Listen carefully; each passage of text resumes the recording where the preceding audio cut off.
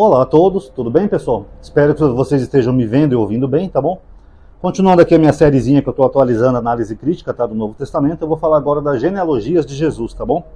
Eu já falei do local que ele nasceu, da onde que ele vivia, já falei no último vídeo sobre a mãe dele, e agora vamos falar sobre a genealogia. Marcos, que é o evangelho mais antigo, que serviu de base para Mateus e Lucas, Marcos não cita nenhuma genealogia de Jesus e nem nascimento virginal. É até engraçado, né, que se fosse um fato verdadeiro, por mais que Marcos fosse um evangelho mais simples, ele se importaria em narrar. Olha, o nosso Messias nasceu gerado de uma virgem, mas ele não menciona nada disso, tá? E João, que é o evangelho mais recente, também não, tá? Só para citar. Agora, Mateus e Lucas, é engraçado que os dois narram que Jesus tenha tido um nascimento miraculoso, um nascimento de sua mãe que ficou grávida do Espírito Santo, que nós já vimos no vídeo anterior, que é meio estranha essa história, né? Só que aí tem dois probleminhas, pessoal, nessa história aí. Primeiro, se ele nasceu do Espírito Santo, por que os evangelistas criaram genealogias? Porque o Espírito Santo não tem genealogia. E a genealogia, que nem nós vimos no vídeo passado, a tribo era transmitida pelo pai. Então, se José não era o pai de Jesus biológico, então Jesus não era da tribo de Judá. Ele não era judeu. O Espírito Santo não tem tribo. Então nós teríamos esse probleminha aí. Agora, se Marcos não situa qual tribo Jesus pertence, talvez por isso esses dois evangelistas tenham criado essas genealogias que são absurdas. Vamos partir do seguinte princípio. Jeremias 33,15 diz o seguinte. Jeremias 33,15. Naqueles dias, naquele tempo, farei germinar, que nem uma semente, para Davi um germe de justiça, que exercerá o direito e a justiça na terra. Naqueles dias Judá será salvo e Jerusalém habitará em segurança. Esse é o nome com que chamarão Deus nossa força. Pergunta, nos dias de Jesus, Judá foi salvo da queda de Jerusalém? Jerusalém habitou em segurança? Não, caiu. Mas aqui o profeta diz que Deus iria suscitar um germe, que vem daquela analogia da semente, que eu já expliquei para vocês, que uma semente gera um outro ser, né, como um sêmen. E aqui ele fala que esse germe seria um renovo, que é o termo em hebraico. Acho que aqui dá para escrever. Tisemach. Ou Tisemach, aqui essa última letrinha aqui ela é cultural, tá?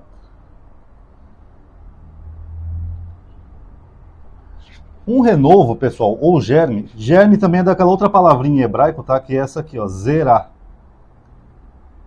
Zerá é semente. Tá? Então o que o autor está falando? Que seria da semente de Davi um renovo.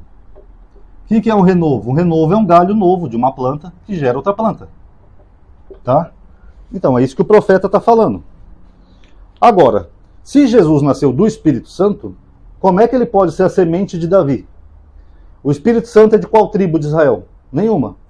Foi o rei Davi que gerou o Espírito Santo? Não. Então não tem como Jesus ser descendente de Davi se ele nasceu do Espírito Santo, de uma virgem. Então, toda essa profecia messiânica aqui cai por terra, se Jesus teve o nascimento virginal. Eu já fiz vídeo aqui mostrando que isso é uma grande balela, tá? Não é verdade o nascimento virginal dentro do próprio Novo Testamento.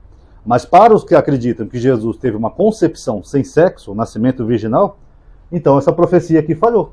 Logo, Jesus não foi o Messias, porque o Messias seria um germe justo, um renovo, e seria da tribo de Judá. O Espírito Santo não é da tribo de Judá. E Maria, por mais que tentem colocar Maria como judia, que Maria não era judia, ela era da tribo de Levi, eu também já tenho vídeo sobre isso no canal, a tribo não era transmitida pela mãe. Mesmo se ela fosse judia, a tribo não é transmitida pela mãe. E Deus sabia disso. Só se Deus fosse um bobo, né, um estúpido, que lança uma profecia e depois esquece da própria tradição do povo dele. Não tem sentido.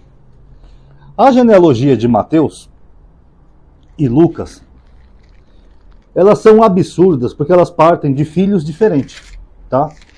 Segundo Mateus, no capítulo 1, Davi gerou Salomão, daquela que foi mulher Urias, nós já vimos, né, que ele coloca as mulheres na genealogia.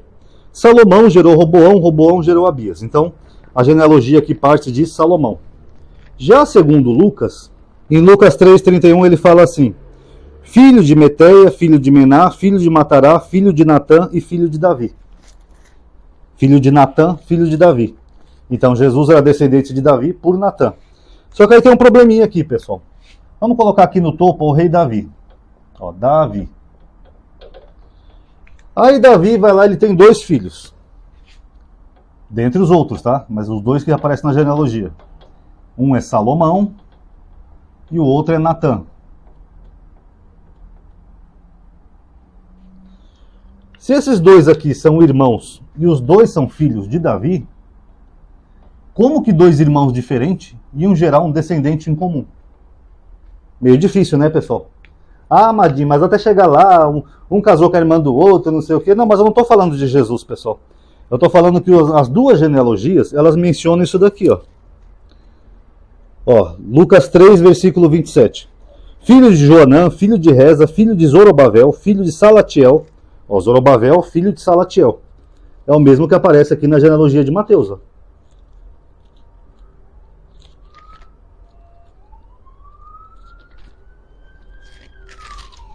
Ó, Mateus 1,12. Depois do exílio da Babilônia, Jeconias gerou Salatiel. Salatiel gerou Zorobabel. E Zorobabel... Deixa eu passar a sirene. E Zorobabel gerou Abiúde. Então, como que esses 2 filhos iam ter isso aqui em comum? Ó? Salatiel, que gerou Zorobabel.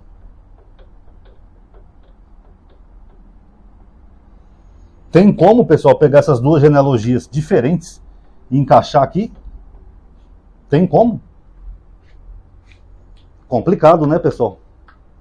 E as 2 genealogias que cruzam com esses 2 aqui, pai e filho, elas terminam em quem? No mesmo personagem, José. O pai de Jesus. José. Como que é possível isso, pessoal? O rei Davi tem filhos diferentes. Aí esses filhos diferentes acabam gerando as mesmas descendências, Salatiel e Zorobabel. Entre esse espaço aqui, os nomes são todos diversos. Não bate nem um par de nome e no final vai parar tudo em José. Como é que é possível isso, pessoal?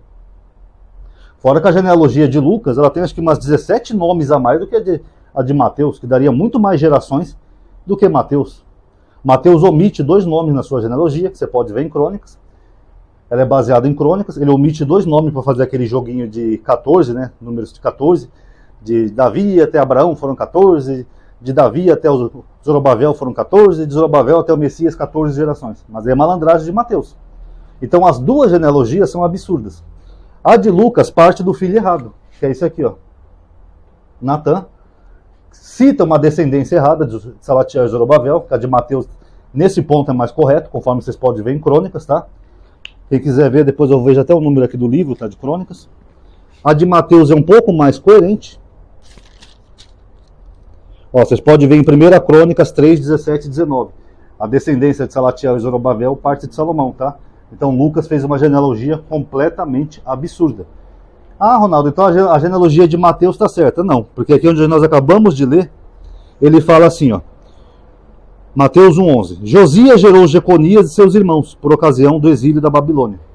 Josias gerou Jeconias. Mas qual é o problema? O problema é que esse Jeconias, segundo Jeremias 22, 24, vamos achar aqui,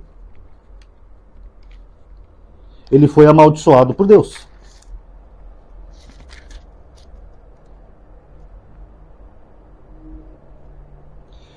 Eu vou ler Jeremias 22, 30, tá? Que começa no versículo 24. Assim disse Deus, inscreverei esse homem, quem que é esse homem? É Conias, vocês podem ver no versículo 28. Sem filhos, alguém que não teve sucesso nos seus dias, porque ninguém da sua raça conseguirá sentar-se no trono do Davi e governar de novo em Judá. Então o que Deus fala? Que esse homem não teria filhos, não teria sucesso e nenhum descendente seu seria rei de Israel novamente. Inclusive, diga-se de passagem, até hoje seria um problema para os judeus, né? Porque, por exemplo, Zorobabel, que eu já mostrei para vocês, ele preenche quase todas as profecias messiânicas. Mas Zorobabel não foi rei em Israel. Zorobabel foi só o governador de Judá. É uma posição de autoridade, é. Mas ele não foi rei. Quer dizer que nunca mais um descendente de Davi, de Conias, que aparece aqui. Deixa eu colocar aqui, ó, Conias. Nenhum descendente dele mais seria rei de Israel. A Bíblia fala que Deus tirou uma parte da maldição, que eu já ensinei para vocês. O judaísmo fala que uma maldição, ou um decreto negativo de Deus pode ser removido. Um positivo não, como uma bênção. Então, Conias, ele teve filhos, como a gente vê, Salatiel foi um descendente dele. Ele teve até um relativo, eu não vou dizer sucesso, mas uma relativa paz na velhice, que ele foi bem tratado na Babilônia, como rei, mas nenhum dos filhos dele jamais sentaria no trono de Davi para reinar. Então, como é então que José geraria o Messias, que seria o rei de Israel, que é o prometido, se esse nome aqui já era para estar fora da genealogia? Não era para ter nem esses dois nomes aqui, ó, Salatiel e Zorobabel. Porque o Messias tinha que vir de Salomão a partir de outro filho, de um irmão de Conias. Eu vou colocar com interrogação, tá? Só por causa do espaço. Tinha que vir daqui, ó. Davi gerou Salomão, que gerou fulano, que gerou Beltrano, que gerou um irmão de Conias, que gerou fulano, gerou Beltrano, até chegar no Messias. Não através desse daqui, porque esse aqui foi amaldiçoado por Deus. Mas as duas genealogias colocam Salatiel e Zorobabel, que são descendentes de Conias. Mas Deus não falou que nenhum descendente dele ia se sentar no trono de Davi para reinar Israel? Se bem que Jesus não foi rei em Israel, né, pessoal, na prática, mas eu quero dizer que não teria como Jesus ser o Messias, porque o Messias prometido, ele tinha que vir de uma genealogia que não fosse amaldiçoada, até ele se tornar a autoridade máxima em Israel, o rei de Israel. É assim que os judeus esperam até hoje, um rei de Israel. Os que tomam aqui Conias, inclusive judeus, eles vão ter esse probleminha também, o probleminha com a maldição de Conias. Porque, então quer dizer que Deus mentiu, Deus se equivocou, Deus voltou atrás, vai ficar sempre essa incógnita aqui. Agora, mesmo se a gente considerar que Deus retirou toda a maldição e a descendência do Messias veria assim, através da descendência de Salatiel, Zorobabel, até chegar no Messias, fica esse probleminha aqui. Se Jesus teve um nascimento virginal, ele não é filho desse daqui, ó. Ele não é filho de José. Quem é o pai de Jesus? É o Espírito Santo. Então, temos um problema aí. Não, mas Jesus é o próprio Deus, ele é a segunda pessoa da Trindade, então ele pode ser o Messias. Se ele é o próprio Deus, Deus não sabia que ele ia encarnar como ele mesmo? Por que Deus não avisou lá no Velho Testamento? Eis que eu suscitarei a mim mesmo e eu serei o Messias de vocês. Por que Deus não falou isso? Porque Deus falou aqui, ó, um germe justo, um renovo, uma semente de Davi, um descendente biológico. Mas aí esse José não é o pai dele, é o Espírito Santo. Ou naquela outra hipótese que nós vimos no vídeo anterior, pode ser até um Ben Pandira, um soldado romano chamado Pandira. Então como que ele é o Messias?